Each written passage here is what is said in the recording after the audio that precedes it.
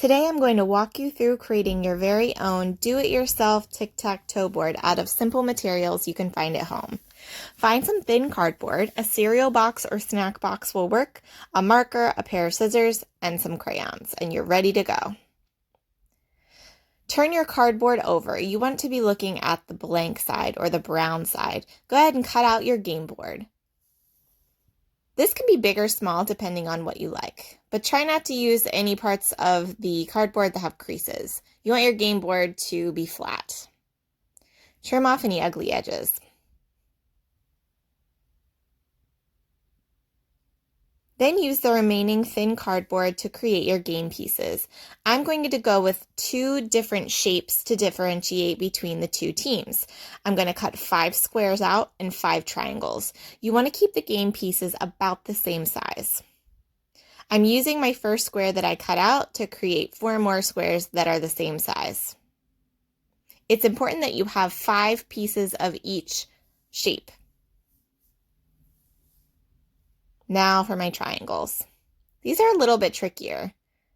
I've sped up my video so that it is going twice as fast as how long I actually took to make these. So if you feel like, wow, Miss Green's going really fast, it's okay. I actually sped up my video, so you take your time.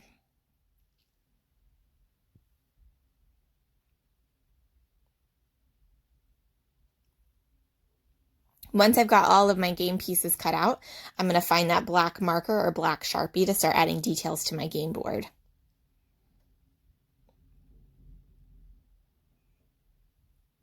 I really like outlining all of my shapes, so you'll see me outline my board and all of my game pieces. Now I'm going to create sections for my tic-tac-toe board. You probably already know how to draw a tic-tac-toe board, but when drawing it on your cardboard, you want to be careful that you keep the sections just about the same size. You can see that my sections aren't perfect, so it's not a big deal if you mess up. If you want to use pencil first to plan out your board before you go in with Sharpie, you can, because we know Sharpies are permanent and you can't erase anything done in marker or Sharpie. Now I'm adding some creative designs to my sections. Make this unique to you. You can use symbols that you like, shapes, different types of line.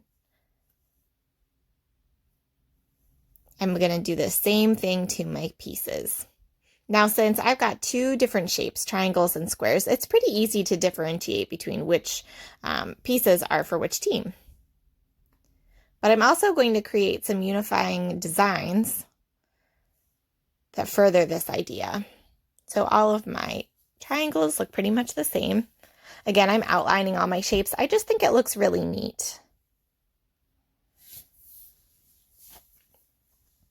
On my squares, I actually use some different symbols, but I still have the outline on all of my squares, and I will have some little lines that unify the 2 symbols and make it clear that these are pieces for one team.